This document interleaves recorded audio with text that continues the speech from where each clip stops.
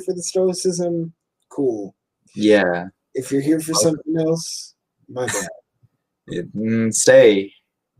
Come and hear us. You don't have to. I'm not an evangelist. It's But yeah. So today, what were you gonna say? My bad. Oh no, I was gonna make another joke, but it's fine. Go ahead. Yeah, I was gonna say, come join the porch, the Stoa.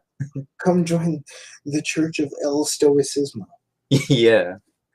Just you turn it into something that sounds foreign and exotic, and people are all over it. Yeah.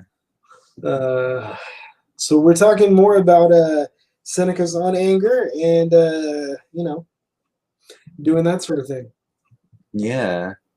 Gonna talk more about overcoming anger and all that. Because a lot of people nowadays are just really angry over stuff. Over things that just don't matter.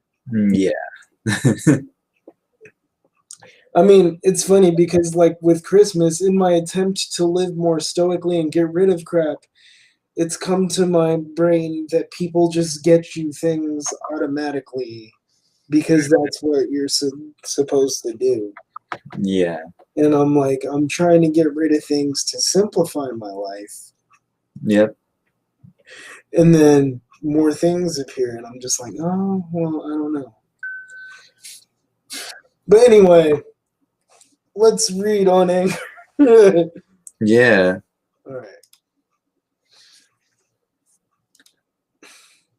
Are you reading or am I? I don't know what's going on. I can read. Okay. We're on a 2.35. Yeah. Yeah. Surely no one would choose to hit a foe so hard as to have his hand get stuck in the wound and be unable to withdraw from the blow. But anger is a weapon of just this type. It's hard to draw it back. We look for weapons that will serve us well, a sword that's well fitted and easy to hold. Won't we then steer clear of mental impulses that are weighty, burdensome, and unable to be pulled back? Momentum is pleasing if it stops in its tracks when ordered, doesn't run past the boundaries we have set, and can be steered and brought back on track as it goes. We recognize that our muscles are diseased when they move without our wishing. An old man is weak in body if he runs when he wants to walk. Let's likewise consider our own movements of the mind to be at their healthiest and strongest if they proceed according to our will, rather than being borne along by their own. But nothing will be as beneficial as looking first at the ugliness of the thing, then at its dangerousness. No face produced by any emotion is more disturbed than anger's. It mars the loveliest visages, contorts the most serene expressions. All propriety abandons the wrathful. If their togas are well and properly arranged, they rip off their clothes and destroy all care of their persons. If they have a charming couture, you know that word? Couture. Couture. Yeah. Yeah, I don't know what that is. It's a French word. It basically means appearance. Arranged either by nature or art, their hair bristles along with their minds. Their veins bulge, their chests quake with rapid breathing. Their necks are stretched out by violent outbursts of shouting. Their limbs tremble. Their hands flit about. Their whole body is in fluid motion. What sort of mind lies within, do you think, if the outer appearance is so grotesque? Just like the look of those dripping from the slaughter of wild beasts or enemies, or of those going forth to slaughter, or just like the monsters of the underworld imagined by the poets, girt with serpents and fiery exhalation, just like those foulest of goddesses when they leave the world below to stir up wars, to strew conflict among the peoples, and to destroy peace. Let's depict anger just so, its eyes burning with fire, a cacophony of hissing, groaning, wailing, shrieking, and any other sound more hateful than these. Shaking spears with both hands, no concern about covering itself with a shield, twisted, bloody, filled with scars and bruises from raining blows on itself, striding crazily, surrounded by dense dust clouds, attacking, laying waste, harrying, oppressed by the hatred of all and of itself most of all. wanting the destruction of lands, seas, and skies, if it cannot cause harm any other way, as noxious as it is despised. Or if you'll permit me, let's have anger be like what our poets describe. Bellona brandishing a bloodied whip in her right hand, or Discord goes rejoicing, her cloak torn to shreds, or any more dread image of this dread emotion that can be conjured up. Huh. Pretty much.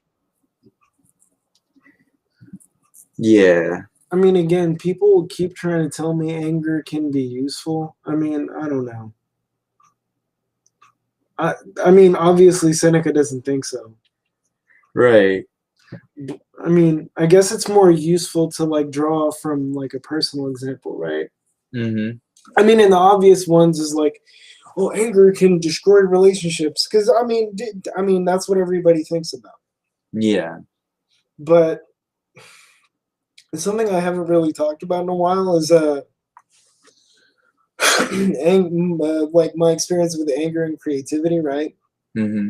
Like, so back in 2015, like 5 years ago, I wrote a book, and that book is still very meaningful to me, and it was one of those bucket list items. I just wanted to like get a book published, and I did that. But most of the shit in that book, my camera, oh, don't move my camera. That's weird. Uh, it was like way on the left of my monitor. I'm like, But anyhow, most of the things I wrote in that book came from a place of being very hurt and angry at the world for various things that happened over the course of 30 years at that point. Mm-hmm. 30, 30, because it sat there for 2 years. And and this is something I still sort of I'm struggling to recover from, because like I got so used to my emotions fueling my creativity that it's difficult now to find a place that feels equally meaningful that is not fueled by those types of emotions. Yeah.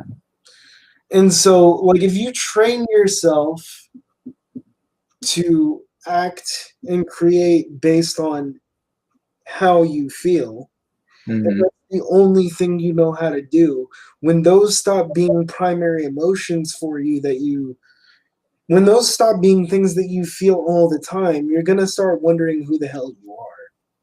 Yeah.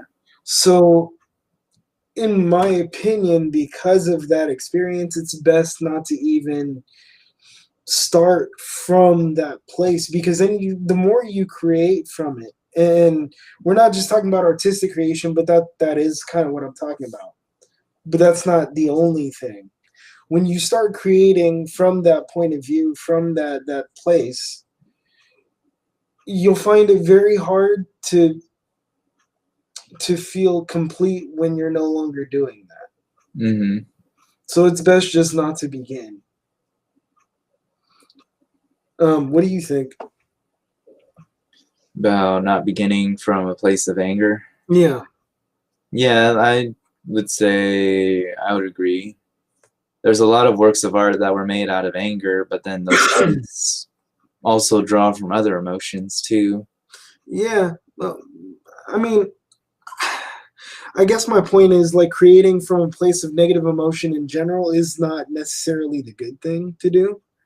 Yeah, but I'm saying not just negativity, but also positive emotions, or even a fascination with trying a new idea.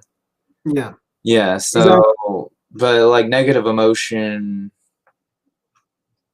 I feel the whole tortured artist stereotype like kind of ruined that. I agree. Yeah, but I'm not saying like negative emotion can't have an influence, but if that's all you're drawing from, then yeah, it's something I don't recommend. And then there are a lot of tortured artists who primarily created from that place of negativity. Yeah. I mean, I'm not saying none of it's beautiful. It's just like, what are you doing when that emotion passes? Do you just try to get back there so Mm, you can feel creative again? Which is what's happened to some people. yeah. I mean, you know, I guess I'm on a quest to find a healthy uh, epicenter of my own creativity because I spent so long creating from such a negative ass place. Yeah. This year's been weird because I've been doing creative things, but um, they come from more positive places. Yeah, Yeah. So, and it's different because, all right, so my kind of creativity or the things that I express through it, it's often like macabre or dark, and yeah, and it's easy to just say like, oh, I'm always depressed and lonely, or I'm always angry or whatever, but that's kind of just how I express it. I think of Tim Burton sometimes because he has a weird type yeah, of yeah. artistic creativity, but he's not necessarily a negative person. It's Right. just like that's just how we are, and it's not like it's not like I can do a different art style or express it differently. I'm quite capable of it. Um, so yeah, it just kind of depends. Yeah. I mean, like what I'm not saying is that you can't have characters be angry or sad or whatever Yeah, in a creative work, but if your anger and your hurt and your sadness are the only things fueling your creativity, when you get to a healthy place, when something good happens, like if you're not in a healthy place, and this, I'm talking from personal experience. When something good happens to you, you'll think that you don't deserve it, yeah, or that you should somehow try to repress the feelings of good. You know what I mean? yeah. Or if you are in a healthier place, you'll think of yourself as being not creative anymore Mm-hmm. until you figure that whole thing out. Yeah, So I don't know. It's better to create from a place that embodies more of the human experience than just your own hurt. yeah, yeah. That's a good way of putting it, because all kinds of things can happen Yeah. one day. Oh, dude. Yeah. Yeah, like I don't know, someone compliments you on something you said, or like you see something interesting that you never noticed before. Like it's those little things I feel that that's like the true heart of being creative. Exactly. Yeah. Stoicism and creativity, in my opinion, doesn't get talked about enough, which is why I wanted to bring that up in the context of anger and negative emotion. Yeah. Let's see. So 2.36. Yeah. So yeah. Are you reading or? Yeah, I'll read. As Sextius says, it has often been useful to angry people to look in a mirror. The great transformation in themselves has disturbed them. They have no longer recognized themselves, yet how little of their true deformity was displayed in the image reflected by the mirror. If the mind could be revealed and could shine out in some concrete form, it would astonish those who saw it, black, spotted, roiling, twisted, swollen. As things are, its ugliness is so extreme as it seeps through bones and flesh, and so many things in its path. What would it look like if laid bare? But you may not believe that anyone has been frightened out of his angry state by a mirror. Why is that? Simple. Whoever comes to a mirror to change himself has already changed. It is more important to look at how many people have been injured by anger's very nature. Many have burst their veins with excessive fury, their shouts greater than they had strength for.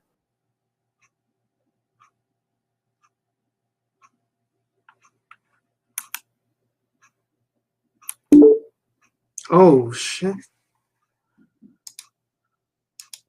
What happened? Sorry, I think my connection got lost.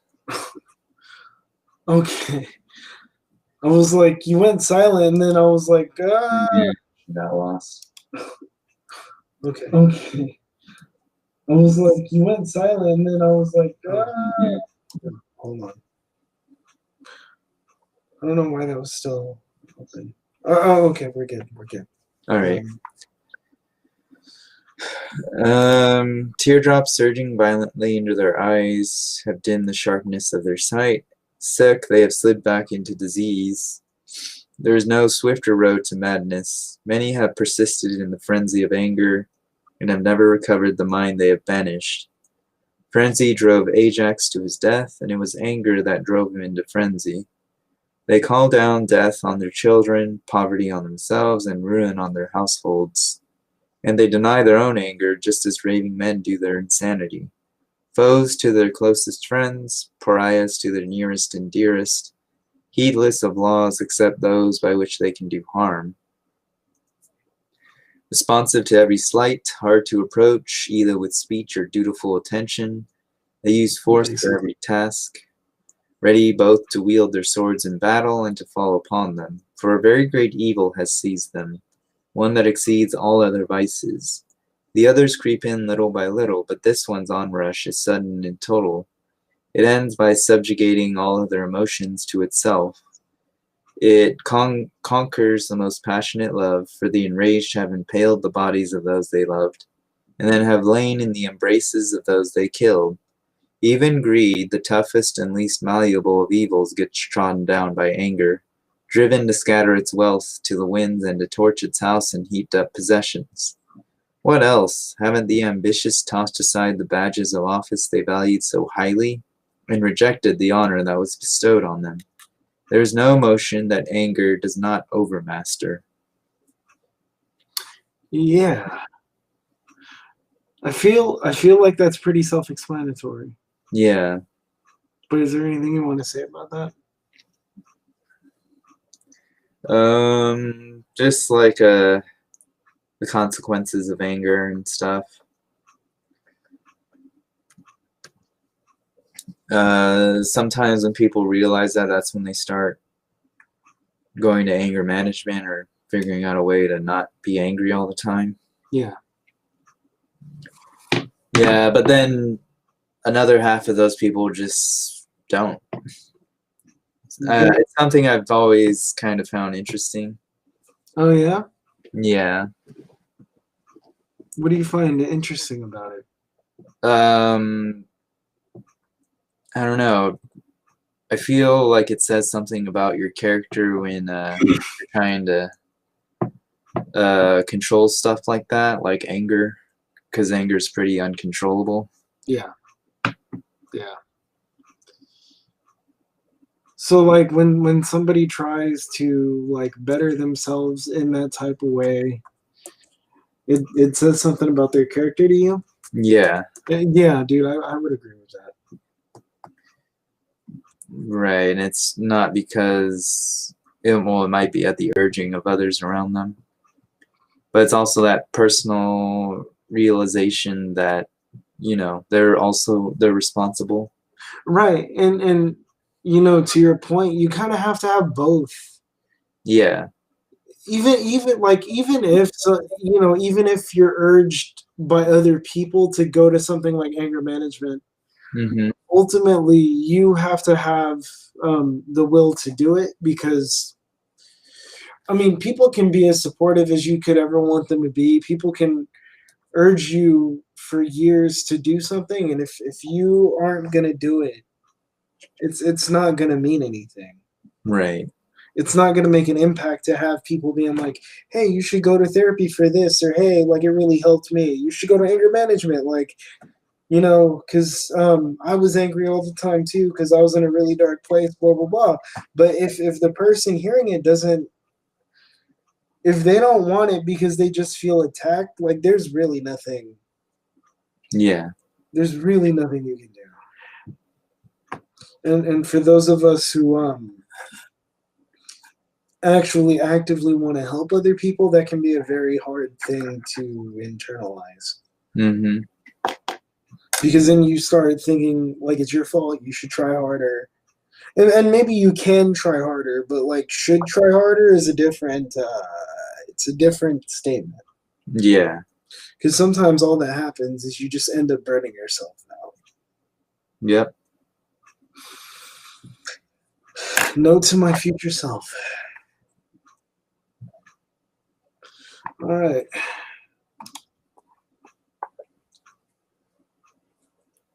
Alrighty. Should I read the intro? Yeah, sure. It says Book 3 contains further practical advice for dealing with anger and teaches ways to not get angry, to stop anger once it's begun, and to cure other people's anger, according to the scheme announced in 3.5. But before we reach that point, Seneca reminds us again of how destructive a force anger is. Okay. So we have 3.1. We'll try now to do what you most desired, novitus, to cut anger out of the mind, or at least to rein it in and restrain its onrushes. This action must sometimes be taken openly and overtly, when the force of the malady is first felt, and at other times in secret, when it burns too hot and grows and toughens with every hindrance. It matters how great its powers are and how intact, to determine whether we must beat it down and drive it backward, or whether we ought to yield to it while the storm is first raging, lest it carry off with itself its own cures. We must also lay plans according to each person's nature. Entreaties win over some, while others abuse and attack those who humble themselves. Others still we can frighten into a calm state.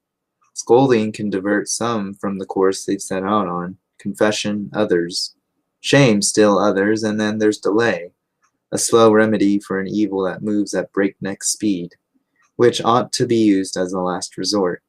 Other emotions accept postponement and can be tended to more slowly, but the violence of this one, once it's aroused and whips itself up, doesn't advance little by little, but becomes full-blown as soon as it's begun. It doesn't have the same way of goading minds as the other vices do. It drags them away, deprives them of self-control, drives them into longing for a harm that will afflict all, provokes rage against not only its target, but whatever comes in its way. Other vices push our minds forward, but anger pitches them headlong. Other feelings may be impossible to withstand, but they come to a stop. This one gains more and more strength, just like thunderbolts, tornadoes, and other things that don't just move but plummet and thus can't be called back. Other vices depart from rationality, this one from sanity. Others make gradual inroads and undetected increases, but our minds vault into anger.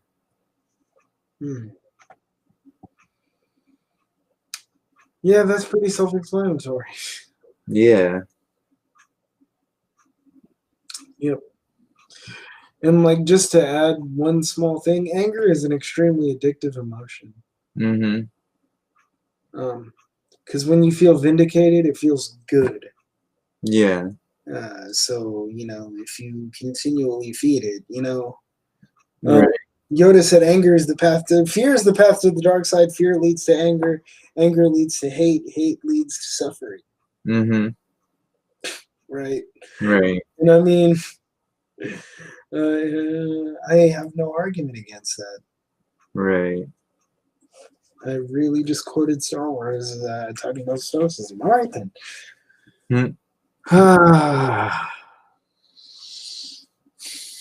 Alright, I will continue. All right. Anger bypasses no time of life, makes no exception for race. Some peoples have been graced by want and have never known luxury. Others who keep in training and on the move escape all indolence. Others have a crude and rustic way of life and know nothing of forgery, cheating, and the other many evils arising in the form.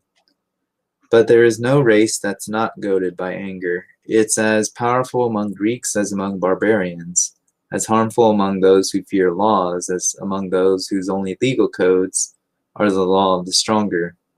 Then, too, while other vices undo us one by one, this one emotion sometimes strikes en masse. Never did an entire populace burn with love of a woman, nor did a whole nation ever grasp at the hope of money or treasure. Ambition takes hold of us one at a time, person by person, and recklessness is not an evil that afflicts the public, but often a whole crowd is lined up to march into anger. Men, women, old men, youths, aristocrats, commoners, all have shared the same feeling. A vast mob, spurred on by only a few words, has surged past even the one who spurred them. There's a headlong dash for weapons and torches and wars, declared against neighbors or waged against fellow citizens. Whole households are burned up along with their family lines, and the speaker once held in high honor for his esteemed style becomes the target of his audience's wrath. Army units turn their spears against their own general. The common people split from the nobles. The Senate has chosen men to act on its impulsive rage, without a draft being held or a commander chosen. And after chasing leading men through the houses of the city, has imposed punishment with its own hand. Ambassadors are harmed, a breaking of the custom of nations, and a monstrous frenzy carries away the citizens, with no delay allotted for the fever to abate. Fleets are launched straight away, their decks laden with hastily assembled soldiery, and the people, led out by the impulse of their anger, not pausing for due custom or the taking of auspices, wielding whatever came to hand in place of true weapons, in the end have paid the price of their reckless, heedless anger, enormous bloodshed. Anything you want to say about that one? Not really. This one pretty much talks about the whole of human civilization. Yeah. Civilization expanding I don't, or retaliating. the funny thing about you saying that, like, I agree. Mm-hmm. But, like, I don't think people realize that, like, most of this, like, birth of a nation type stuff, and I don't mean the D.W. Griffith movie, I mean literally birthing nations. Yeah. It's just conquests because of desire and, like, petty squabbling by huge bodies of people. Yeah. It's not, I don't know, it's not really heroic to me. Yeah. They just mythologize it. Yeah. It just seems really dumb. Yeah. So, I mean, I don't know. As a species, I think we have to find better motivations for doing things. Right. You want to do, how much longer you want to, how much more you want to read to? Do you want to break into 3.5 onward, or do you want to save that for next week? We can read up to 3.5 and then call it good. Okay. This one's kind of short anyway. All right. So, won't everyone want to call themselves back from anger's borders once they understand that its first onset is to their detriment? Don't you want me to advise those people who wield anger from the height of power, who think it a testament to their strength, who reckon a ready revenge to be one of the great benefits of great wealth, that he who is a prisoner of anger cannot be called powerful or even free? Don't you want me to warn them so that they'll each be more careful and look after themselves, that while other mental ills afflict the worst sort, wrathfulness seeps into even the well-educated and those who are otherwise sound. It has reached the point that some call wrathfulness a sign of honesty, and the one who submits to anger is widely considered a very free spirit.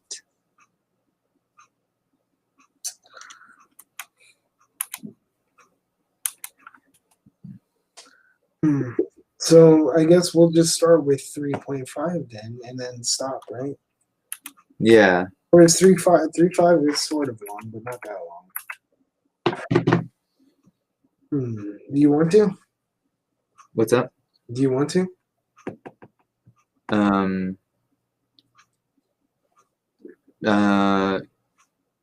on.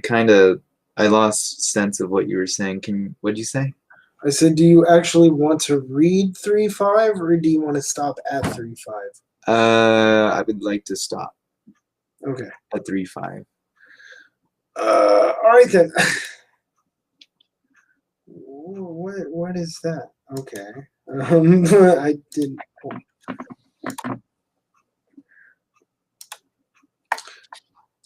Oh, your face disappeared. All right, dudes. Well, I hope I mean, okay. There's this weird myth, and like it's Aristotle's fault.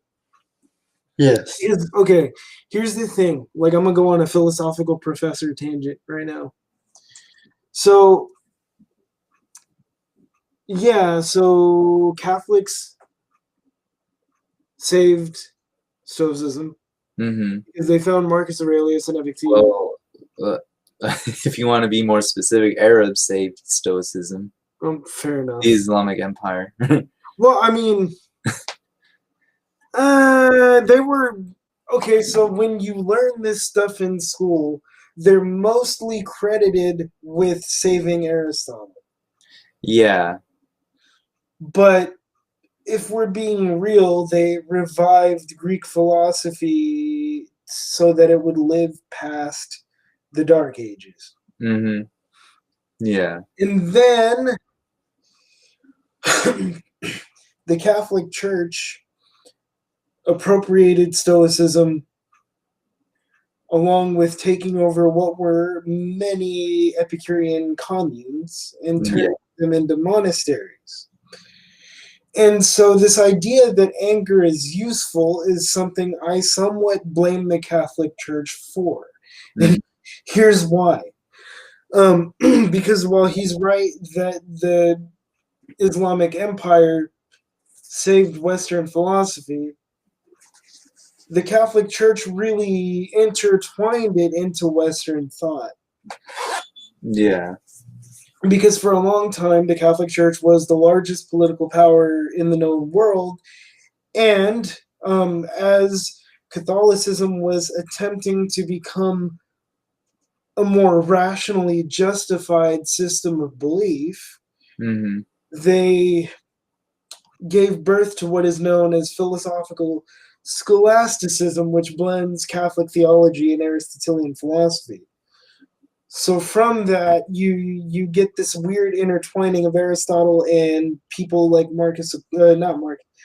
Thomas Aquinas, Yeah.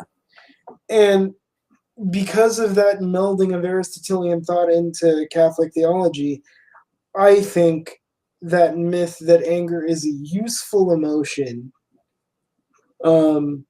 keeps getting perpetuated. And it is so deeply ingrained, at least from my own experience, in American mythology of all these like great heroes that we've had supposedly. That people often, when I try to debate the usefulness of anger with people, they ironically get angry at me. Yeah. And it's, let me tell you, in none of those cases is it ever useful. You just sound like a lunatic. Mm-hmm. Who just wants to hold on to an idea. Yeah. And you really don't have any leg to stand on. I mean, and the important thing to remind people about that is Stoics made a distinction between the onset of anger, right? The Right. physiological sensations you feel that is often termed as arousal when you're talking about psychophysiological phenomenon and things like that. Mm-hmm. And then allowing that to become a train of thoughts that lead you to act a certain way.